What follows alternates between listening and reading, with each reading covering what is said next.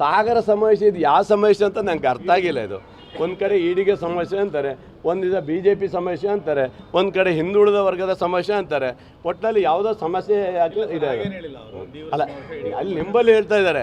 But ನಮ್ಮ ತಾಲೂಕಲ್ಲಿ ಆ ಥರ ಹೇಳ್ಕೊಂಡು ಓಡಾಡ್ತಾ ಇದ್ದಾರೆ.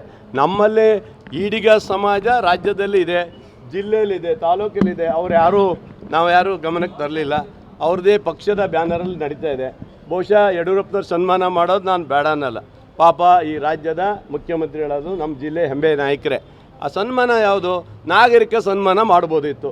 ಅದು ಬಿಟ್ಟು ನಮ್ಮನ್ನೆಲ್ಲ ಬಿಟ್ಟು ಕಾಗೋಡು ತಿಮ್ಮಪ್ಪನವ್ರು ಬಿಟ್ಟು ನಮ್ಮ ಜಿಲ್ಲಾ ರಾಜ್ಯಾಧ್ಯಕ್ಷರನ್ನು ಬಿಟ್ಟು ಈಗ ಸ್ವತಃ ಇವ್ರು ಏನೋ ಒಂದು ಮಾಡಕ್ಕೆ ಕೊಟ್ಟಿದ್ದಾರೆ ಅಂದರೆ ಇದು ಚುನಾವಣೆಯ ಒಂದು ಪ್ರೇರಿತವಾದಂಥ ಸನ್ಮಾನ. ಪಾಪ ನಾನೇನು ಯಡಿಯೂರಪ್ಪನ ಸನ್ಮಾನ ಬೇಡ ಅಂತ ಹೇಳಿದ್ದೀವ?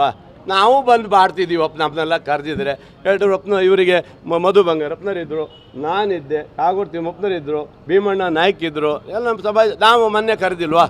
ರಾಜ್ಯದಲ್ಲಿ ನಡೆದಂಥ ಈಡಿಗ ಸಮಾವೇಶದಲ್ಲಿ ಎಲ್ಲ ಪಕ್ಷದವ್ರನ್ನ ಕಂಡು ಇದೇ ಹಾಲಪ್ಪ ಬಂದು ಭೀಕರ ಭಾಷಣ ಮಾಡಿ ಹೋದ್ನಪ್ಪ ಅಲ್ಲಿ. ಇದು ಯಾವುದೋ ಹೊಸದಿದು ಅಂದರೆ ಇದು ಯಾವುದೋ ಬೇರೆ ನಡೀತಾ ಇದೆ. ನಾನು ಹೇಳೋದು ಯಡಿಯೂರಪ್ಪನ ಸನ್ಮಾನ ಮಾಡಲಿ. ಸಿಗಂದೂರು ದೇವಸ್ಥಾನ ಇವತ್ತು ನಡೀತಾ ಇತ್ತು, ಅದನ್ನು ಈಗ ಮುಜರಾಯಿ ಕೊಟ್ಟರು, ಅದಕ್ಕೆ ಸನ್ಮಾನ ಮಾಡ್ತಾಯಿದ್ರು. ಇನ್ನು ಯಾವುದಕ್ಕೆ ಮಾಡ್ತೀರ ಅನ್ನೋದು ಹೇಳಬೇಕು ಇವರು. ಯಾರು? ಇಲ್ಲಪ್ಪ, ಅದಕ್ಕೆಲ್ಲ ನನಗೆ ಸಂಬಂಧ ಇಲ್ಲ. ನನಗೆ ಆ ಥರ ಅವರ ಸಮಾವೇಶಕ್ಕೆ ಇದಕ್ಕೆ ಪರ್ಯಾಯವಾಗಿ ಯಾವುದೂ ಸಮಾವೇಶ ನಮ್ಮದಿಲ್ಲ.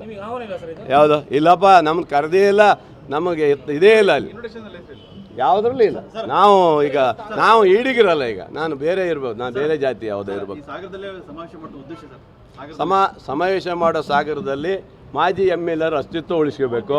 ಸಾಗರದಲ್ಲಿ ನಮ್ಮ ಈಡಿಗರು ಇದ್ದಾರೆ ಅಂತೇಳಿ BJPಯವ್ರನ್ನ, ಎಲ್ಲ ಪಕ್ಷದವ್ರನ್ನ, ಎಲ್ಲ ಇವ್ರನ್ನೆಲ್ಲ ಕರೆದು ಜನ ಸೇರಿಸಿ ಈಗ ಒಂದು ಸಮಾವೇಶ ಮಾಡಿ ನಮ್ಮಲ್ಲೂ ಈಡಿಗರು ಇಷ್ಟು ಜನ ಅಂತ ತೋರಿಸ್ಕೊಡೋದು. ಅದರಲ್ಲಿ ಬ್ರಾಹ್ಮಣ್ಸು ಬರ್ಬೋದು, ಲಿಂಗಾಯತರು ಬರ್ಬೋದು, ಹಿಂದುಳಿದ ವರ್ಗದವರು ಬರ್ಬೋದು, ST ಜನಾಂಗನೂ ಬರ್ಬೋದು.